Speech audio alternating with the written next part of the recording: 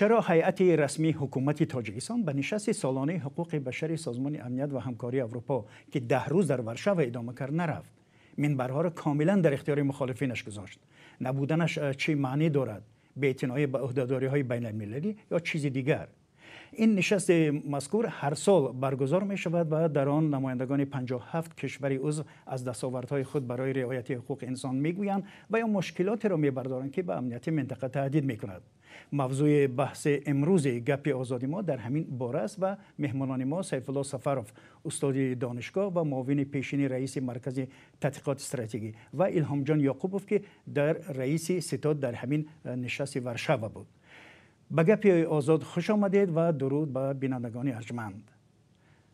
محترم سیف الله سفروف، از شما برنامه را شروع میکنیم که در نشست‌های پیشین در ورشو شما شرکت کرده بودید. چرا هیئت رسمی تاجیکستان در این نشست شرکت نکرد؟ مرحمه. اصلا من خودم از کارهای سیاسی یک 9 ماه باز به سبب بیماری و در خانه خواب کردنم بیخبر هستم، لیکن باید گویم که این بی‌اعتنایی و سازشنامه‌های بین‌المللی البته نیست. این شاید که یکان سبب دیگر داشته باشد که ما بیخبر هستیم و من قدر از پی این کار نشدم و تحلیل نکردم که چی گپ شد چی موند.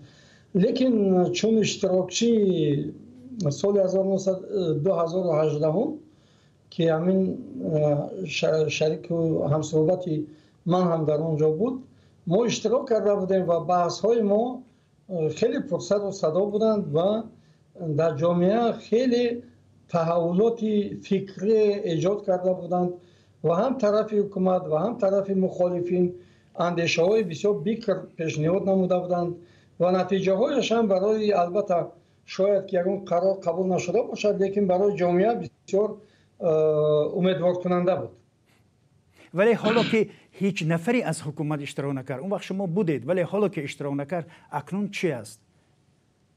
حالا شاید که حکومت از بی‌نتیجه بودن همین سفرها، شاید که از کم ارزش بودن همین بحث ها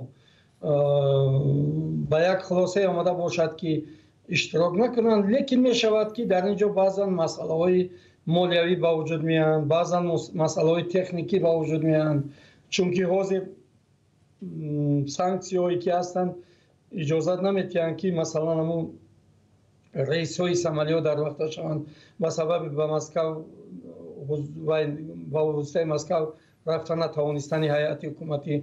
اون وقت ما با واسطه مسکو بسیار خوب رفته بودیم و خوب گشته آمده بودیم. محترم الهام جان یعقوب، شما به حرفای سیف الله سفروف راضی هستید؟ چرا هیئت تاجیکستان در این نشست حضور نداشت؟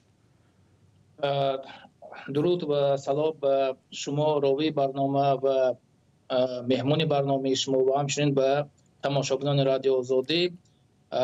واقعا 3 سال اخیر حکومت جمهوری تاجیکستان در این نشست کنفرانس چینک انسانی اشتراک ندارد و من این را یک ضعف و باخت حکومت جمهوری تاجیکستان میدونم و با چند دلیل. دلیل اول این است که در حکومت جمهوری تاجیکستان تحمل شنیدن حرف مقابل، شنیدن حرف جامعه شهروندی، شنیدن حرف سازمان‌های بین‌المللی را ندارد. و دوم این است که وقتی که خود پایمالشوی حقوق انسان در تاجیکستان به یک بحران عمیق گرفتار شده است و سیستمی و دائمی جاری است و وقتی که حکومت جمهوری تاجیکستان در این کنفرانس اشتراک میکند حتما به سوالهای نمایندگان کشورها، به سوالهای جامعه مدنی، به سوالهای مخالفین پاسخ گوید، چون در اونجا سوالهای خیلی وزین میشد، از جمله در تاجیکستان که عدالت دادگاهی وجود ندارد. در این سالهای اخیر زیاده از 15 تا 16 نفر ژورنالیستان بازداشت شدند و آزادی مطبوعات و اندیشه بیان خیلی نقض می شود و همچنین دست به جنایت‌های ترانسمیلی حکومت جمهوری تاجیکستان زده است و مثل ربودن مخالفان از روسیه، از ترکیه است که حکومت جمهوری تاجیکستان در این میدان، در این نشست سازمان امنیت و همکاری اروپا باید پاسخ میداد و از این سبب هم حکومت جمهوری تاجیکستان که پاسخ ندارد و راه حلش به فکر من گریختن و اشتراک نکردن است و دلیل دیگر در این است که اینها یعنی که حکومت جمهوری تاجیکستان یک اراده تا حالا یک اراده سیاسی ندارد که در همین کنفرانس های مهمی حقوق انسانی اشتراک کند. و ببینید در این صحبت یعقوب جان گفت که این باخت حکومت است. شما چه نظر دارید؟ من فکر میکنم که این باخت حکومت هم نیست، لیکن حکومت امکان دارد که در این گونه بحث ها اشتراک کند. قوه اراده سیاسی و قوه انتلکتوالی حکومت خیلی بالاست، میتواند با همه گونه مخالفین صحبت کند، به سوالهای آنها که الهام جان گفتند وزنین هستند جواب دهد، چون که هر یک کاری که حکومت میکند دلیل دارد، بی دلیل نمیشود.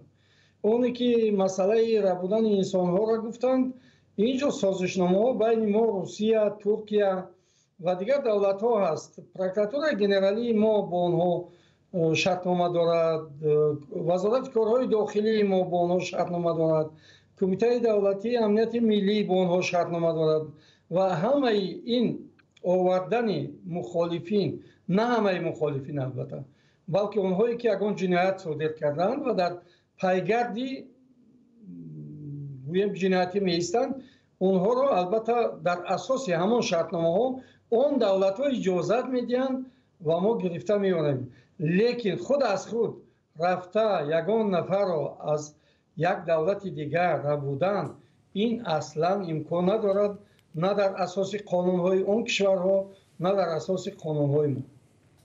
محترم الهام جان یعقوبوف، به نظر شما ناآمدن هیئت حکومت به نشست سالانه حقوق انسانی سازمان امنیت و همکاری اروپا مگر سکوت حکومت در برابر تمام گزارش‌ها راجع به پایمال شدن حقوق مردم در تایستان است یا چیز دیگر؟ بله، خیلی گفتم این من در ناکامی در همکاری با جامعه جهانی میدونم. حکومت جمهوری تاجیکستان ناکامی خود را در همکاری با جامعه جهانی، در همکاری با سازمان‌های بین‌المللی هم نشان داد و این را نه تنها من بلکه سازمان‌های بین‌الملل و دیگر نمایندگان دیگر کشورهایی که ما صحبت کردیم این را به ما گفت که حکومت جمهوری تاجیکستان همیشه ناکام در همکاری با جامعه جهانی و سازمان‌های بین‌المللی حقوق بشری است و همچنین وقتی که ما با نمایندگان دیگر کشورها که چهلی که شما هم خبر دادید در این کنفرانس بیش از 50 کشورهای اروپا و دیگر کشورهای جهانی اشتراک میکردند و وقتی که ما با آنها این نماینده اینها صحبت میکردیم، اینها این چیز را دلیل می آوردند و می گفتند که تاجیکستان خیلی گفتم ناکامی در همکاری با جامعه جهانی و سازمان‌های بین‌المللی دارد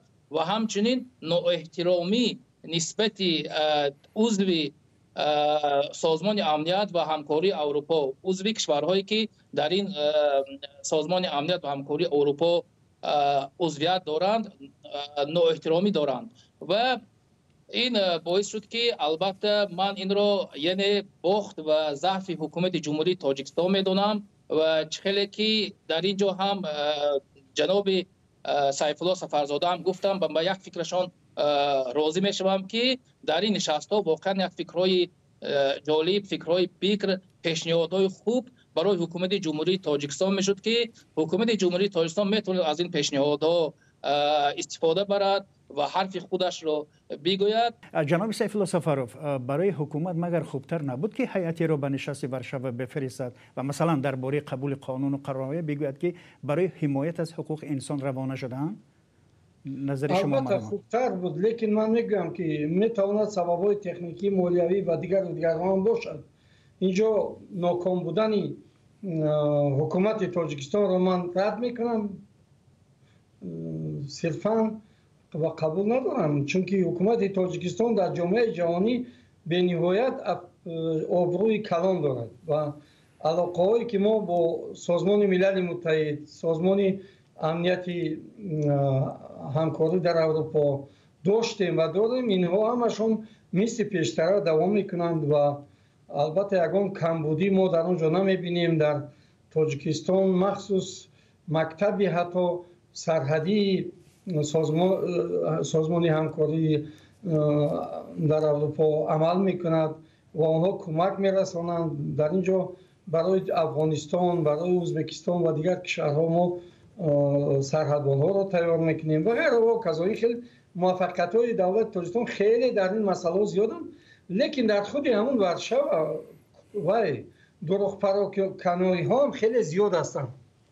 دروغ پراکنی حتی تو درجه میرسد که بعضیش تهمت هم هست.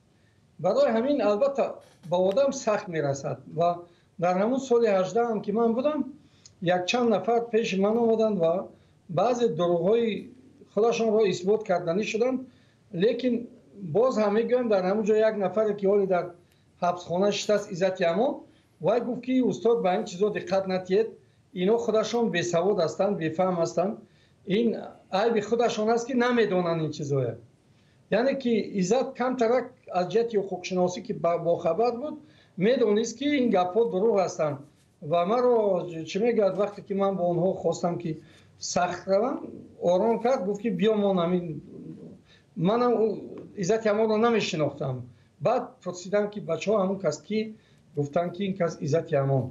یعنی که این خیلی ببینید که در بین مخالفین هم آدمای ابجکتیوی هستند و موقع حکومت تاجیکستان را گویم که میفهمند، امکانیت‌های دولت تاجیکستان را میفهمند. ما با این خیلی آدم‌ها بحث زیاد هم نداریم، به شرطی که اگر به کارهای جنایی دست نزده باشند یا که بعد نزنند. ببینید در همین صحبت، همین حال حاضر هم صحبت ما الهام جان یعقوب گفتن که نماینده‌های طرف حکومت توان شنیدن حرف تنقید رو ندارند. به این مسئله چی میگید شما جناب سفرو؟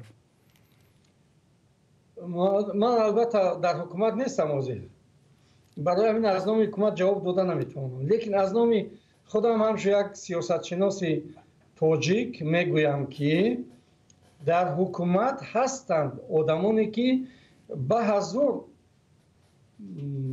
موقع مخالفین را گوش کرده میتوانند و به سوالهای گذاشته اونها هم جواب گفته میتوانند. لیکن همین گونه یک میدان البته با وجود آوردن لازم که گفتگوی بین دو قسم ملت، دولتی ها و مخالفین باید که جریان گیرد و در این گفتگوها بعضی مسئله را حل کنیم. البته به نزدیکی به فکرم شرافالدین گدایف این پیشنهاد تشکر. بله وابسته به این یک دقیقه شرافالدین گدایف همین درست است، لیکن شرافالدین گدایف خودش مثلا تنها نمیتواند یک طرفی گفت و شنید باشد یا که تشکیلات گروه 24 مثلا. در این حالت باید که تمام مخالفین متحد باشند، یک برنامه معینی عمل داشته باشند، یک برنامه برای تاجیکستان منفعت بخش داشته باشند، پیشنهادهای مشخص داشته باشند که ما سیاست شناسان آنها رو وای کنیم، چی میگن که تصدیق کنیم که آنها در حقیقت به منفعت ملت و دولتند، به منفعت خلقند.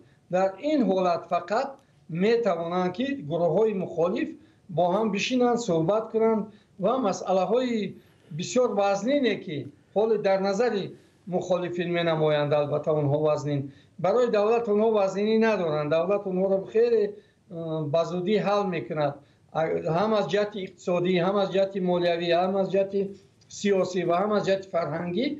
ما میتوانیم در سطح بسیار بلند همه اون مسئله هایی که میگویند اونها را حل کنیم. یعنی قوت دولتی ما به این چیزا میرسد، فقط همین که ما ندیده ایستادیم همون چیزی که سیاست شناسان ما خواهش کنیم که همینا را یک بهاگذاری کنید، اینا تا کدام درجه فایده‌ناک هستند، برای دولت ما مفید هستند، برای ملت ما مفید هستند. تشکر. و حالا میخواستم نظری الهام جان یعقوب بفهمم وابسته به مسئله حرفایی که شما حالا ذکر کردید. یعنی شما راضی هستید که سیف الله سفرو گفتن که طرف اپوزیسیون یعنی مخالفین یک برنامه مشخصی ندارد که با اون بشینند و مذاکره و گفتگو کنند؟ شما چی میگویید؟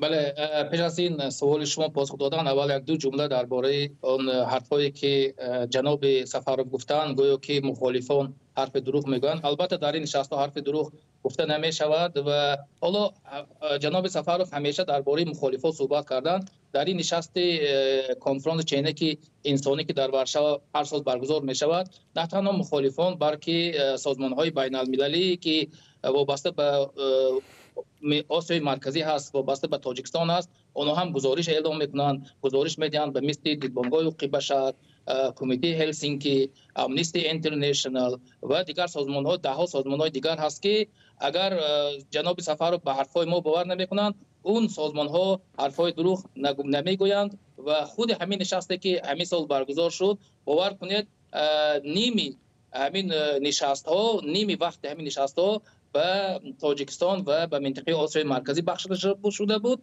و هیچ نفر سازمان ها حرفای دروغ نمیگویند و برعکس آنها مشکلات ها را که در تاجیکستان واقعا مشکلات های حقوق پایمال شوی، حقوق انسان وجود دارد و سیستمی و دائمی هست، آنها از این حرف میزنند و نباید ما این حرفا رو بگویم که این سازمان ها یا یک فعالان جامعه شهروندی در این نشست ها حرفای دروغ میگن. اما پیمان ملی تاجیکستان که یکی از عمده ترین و بخش کلانترین مخالفان تاجیک در خارجه هست و همیشه درهاش باز است در همه گفتگوها و حتی اعلان کرده بود که چند وقت نمایندگان پیمان ملی تاجیکستان از جمله که یک بخش پیمان ملی تاجیکستان حزب نهضت اسلامی تاجیکستان هست، نمایندگانش در تاجیکستان هست و حکومت جمهوری تاجیکستان میتواند هر وقت که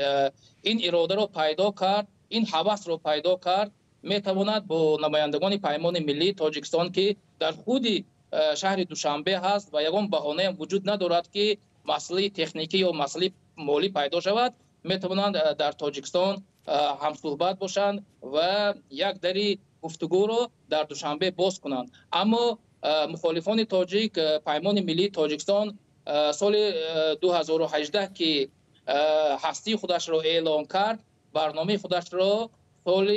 برنامه پولی خودش را سال 2020 اعلان کرد و اون در تمام شبکه‌های اجتماعی، در سایت ها و همچنین در بعضی نوارها هم وجود دارد و همچنین علاقه نماینده یکی از نماینده پیمان ملی تاجیکستان کتاب با همین نام تاجیکستان راه‌های خلاصی از بحران سیاسی، اقتصادی و اجتماعی نوشته شده است که روزهای نزدیک این کتاب اعلام می شود.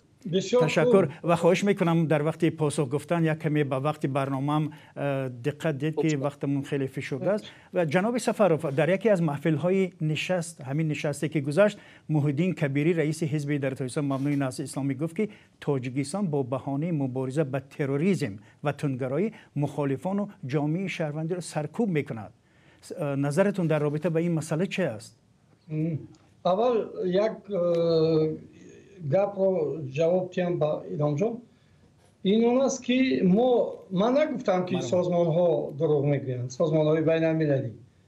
من گفتم که در بین مخالفین شخصانی هستند که پورا دروغ میگویند، نسبت پرزیدنت گپ های تحقیرآمیز میگویند در وقت مجلس، نسبت حکومت تاجیکستان گپ های پست و بلند میزنند، بعد دروغ های میگویند که جامعه جهانی اونها را تفتیش کردن نمیتونن. من به این اشاره کردم، یعنی به همون مخالفین خودمون اشاره کردم، نه به سازمان های بین المللی. من با سازمان های بین المللی سال 18 صحبت داشتم، با سویدلوف و دیگرها.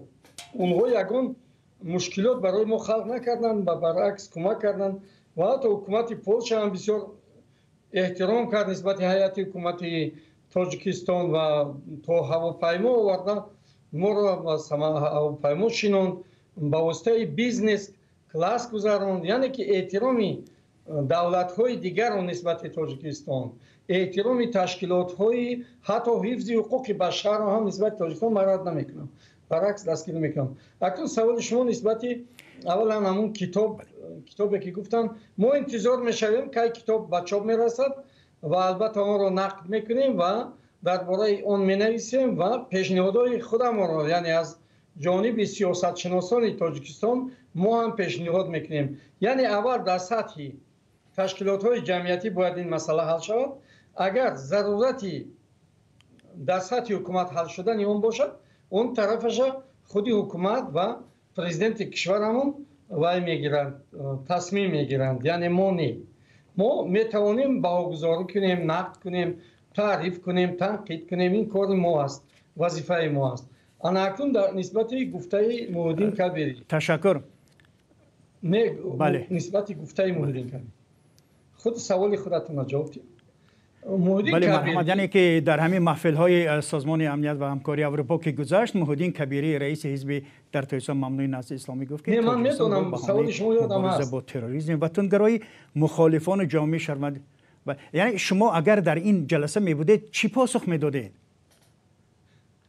با محمودین پاسخ من این میشد که تروریستان خط معینی عملیات یا فعالیت دارند. خط معینی فعالیت و عملیات آنها از طرف کمیته دولتی امنیت ملی، پروکراتور جمهوری تاجیکستان، وزارت کارهای داخلی تاجیکستان همه وقت پیگیری کرده میشه. یعنی اگر آنها در همون خطی فعالیت تروریستی نباشند، هیچ ارگان دولتی تاجیکستان با آنها کار نمیگیرد، نمیتوانند کار گرفتن، چون قانون این را منع کرده است.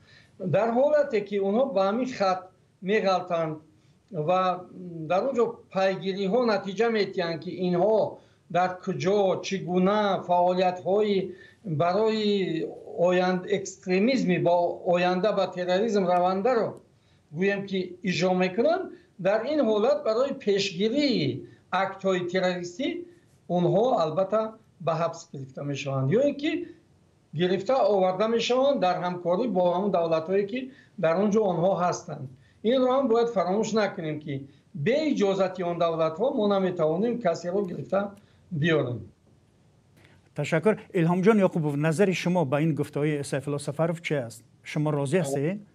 بله، نظر من مخالفی نظر جناب دکتر سفرov هستند، به خاطر آنکه واقعا مشاهده سازمان‌های بین الملل و کشورهای گزارشگر این است که با بهانه افراطگرایی و تروریسم در تاجیکستان، در روسیه، در آذربایجان، در ترکیه، اصلا اگر ما درباره تاجیکستان بیشتر گپ میزنیم، در تاجیکستان این سرکوبگری هست. ببینید حالا ده ها ژورنالیستان تاجیک به مثل عبدالله غربتی، امام علی چی دلیر امام علی با همین افراطگرایی، با بهانه افراطگرایی پشت پنجره رفتند و ده ها نفر فعالان جامعه شهروندی با بهانه افراطگرایی و تروریسم در درهای پشت درهای بسته سود شدند، محکم شدند و با این بهانه محکوم به زندان شدند. به مثل همین چندین نفر از فعالان جامعه شهروندی که در بدخشان صورت گرفت که ببینید حتی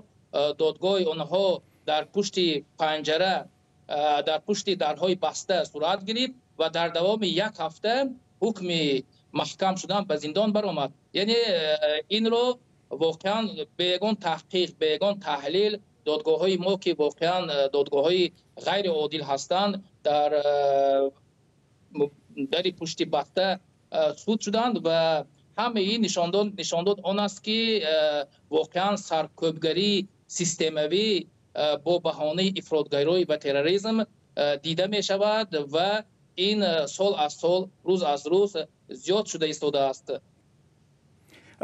سیف الله سفرov، شما به همین نکته هایی که یعقوب جان گفتند چی نظر دارید؟ این فکت هایی که پیش آورد که ژورنالیست ها حتی با جرم تندگرایی بازداشت شدند، حالا در محبس هستند، به این نکته ها شما چه میگویید؟ من این گفتنی هستم که افراطگرایان رو البته یک باره به حبس نمیگه. فقط افراطگرایانی که موافق همون نظریه های صحه، یعنی سازمان امنیت و همکاری در اروپا با تروریسم میبرند، اونها را فقط حبس میکنند و عذاب میدهند. این دیگر مسئله است. خود صحه مخصوص تحقیقات گذراندگی از تاجیکستان اوید به مسئله همین افراطگرایی به تروریسم برنده. شاید این دیگران ندانند، لیکن من که در اون تحقیقات اشتراک کردم میدونم که صح خودش مبلغ گذاری کرد و این کارها را مرکز تحقیقات استراتژی با دیگر تشکیلات‌های جمعیتی انجام داد و ما به یادمون مونده است که همین گونه مفهوم‌ها هستند. این تعریف این مفهوم‌ها است، معیارهای چینک این ویو است. ولی به این کار پروکراتور گنرالی مشغول است و اونها البته هم مسئله کورپسیا و هم مسئله تروریسم و اکستریمیسم اونها خیلی جدی رفتار میکنن، خیلی جدی میآموزند و اونجا متخصصای بد شتگی نیستن، متخصصی هستند که در مرکز تحقیقات استراتژی کار کردن، در دیگر دستگاه پرزیدنت کار کرده هستند. یعنی که آدمایی که این چیزا نه تنها در عملیه و مثل الهام جان مثلا یا که شرف الدین میفهمند، بلکه آدمایی هستند که از جهت نظریه آموختگی هستند.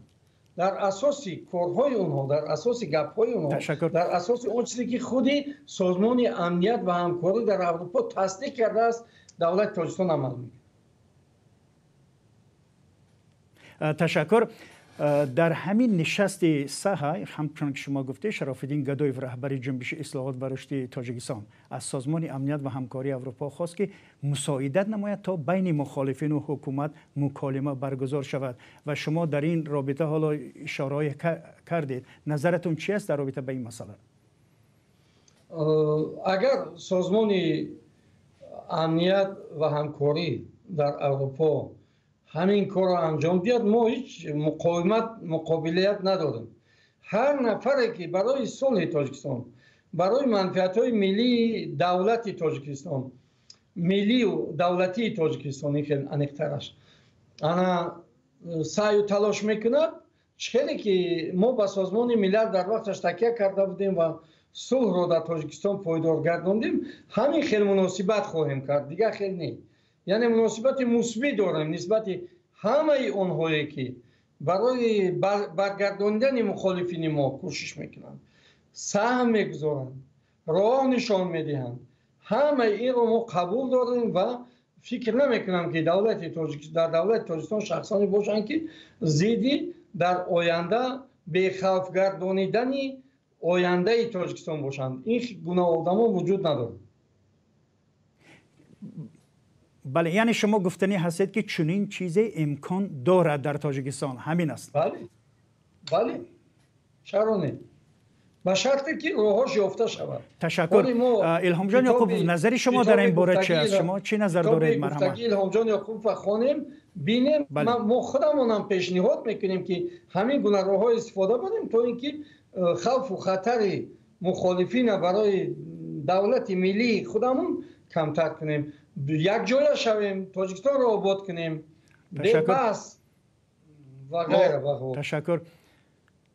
الهام جان یعقوب، نظر شما در این باره چی است؟ شما چی میگویید؟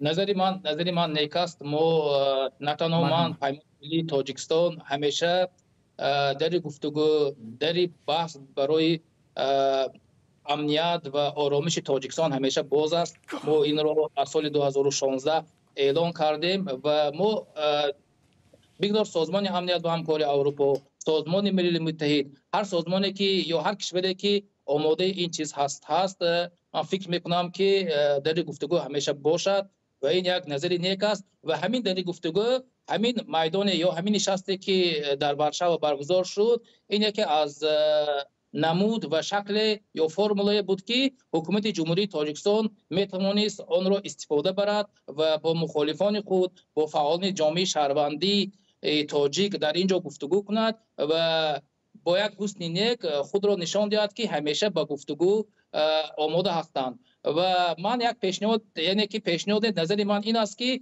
حالا حکومت جمهوری تاجیکستان فرصت دارد که با مخالفان خود، با فعالان جامعه شهروندی یا جامعه مدنی خود در گفتگو باشند، چون اگر یک چند سال دیگر بگذارد، باور کنید حکومت جمهوری تاجیکستان در آن وقت دیر خواهد کرد. شاید که دیگر مخالفان، دیگر فعالان جامعه شهروندی با حکومت جمهوری تاجیکستان درهای خود را میبندند و گفتگو را آغاز نخواهند کرد و یک عمل دیگر یا یک شکل مبارزه خود را دیگر خواهند کرد. و حالا فرصت، حکومت جمهوری تاجیکستان فرصت دارد که با مخالفان خود، با فعالان جامعه مدنی صحبت و همکاری خود را در زمینه آرامی و پیشرفت کشور تاجیکستان من و شما همکار باشند و حسن نیت داشته باشند. میگویم که بینید که در مسئله های امنیت تاجیکستان، رشد آینده تاجیکستان، مستحکم کردن دولت تاجیکستان ما مخالفت نداریم. اینها مسئله های کلیدی سیاستی ما هستند. یعنی در این مسئله ها میتوانیم با هر قوایی که نباشد، در هر کجایی که نباشد، در هر شکلی که نباشد صحبت کنیم، بحث کنیم و به یک نتیجه بیاییم. تشکر. و در این پایان برنامه که حالا به پایان برنامه رسیدیم، از هر دی شما یک سوال رو میخوام پرسم. یعنی نفرستادن هیئت رسمی تاجیکستان به نشست سالانه حقوق انسان سازمان امنیت و همکاری اروپا چی را نشان داد؟ سیف الله سفرов مرحمت، خیلی فشرده خواهش میکنم. من اصلا گفتم که سببش رو نمیدونم، چون که بیمار بودم، خواب بودم، باز پای سیاست نبودم. لیکن در اونجا باشه مگر بهتر است، چون که سال 19 عبدالله رهنما رفته بود با یک کمانده کلان، مثلا نتیجه های بد ندادم. این صحبت های هم هیئت ما و هم هیئت بعدی ما نتیجه های خوب هم داد. الهام جان یعقوبوف مرحمت، شما اشتراک نکردن حکومت جمهوری تاجیکستان در این نشست ورشاو ضعف و باخت حکومت جمهوری تاجیکستان نشان داد که آنها تحمل گفتگو و بحث را ندارند. نبودن اراده سیاسی نشان داد و همچنین ناکامی در همکاری با جامعه جهانی را نشان داد که واقعا این ضعف و باخت حکومت جمهوری تاجیکستان است. من میگم که الهام جان همون گپای در اول گفتگیشون از روی نه متن خواندن که هم تو گفتن اکوی نشان دشوار فهمیدن، لیکن هر دو گپ یک بود که من البته با این راضی نیستم که این ضعف حکومت تاجیکستان باشد. این باز گفتم میتواند سبب‌های دیگر داشته باشد، سبب‌های تکنیکی و مالیوی و یگان چیز دیگر. تشکر ایجاد بردی شما برای پذیرفتن به این برنامه ما شرکت کردید و مهمانان ما سیف الله سفرов استاد دانشگاه و معاون پیشین رئیس مرکز تحقیقات استراتژیکی و الهام جان یعقوبوف رئیس ستاد مخالفین در نشست سالانه حقوق انسان در ورشاو. سپاس از شما بینندگان گرامی که ما را همراهی کردید و من میرزا نبی خالقزاد در برنامه بودم. تا دیدار در برنامه دیگر، خدا نگهدار.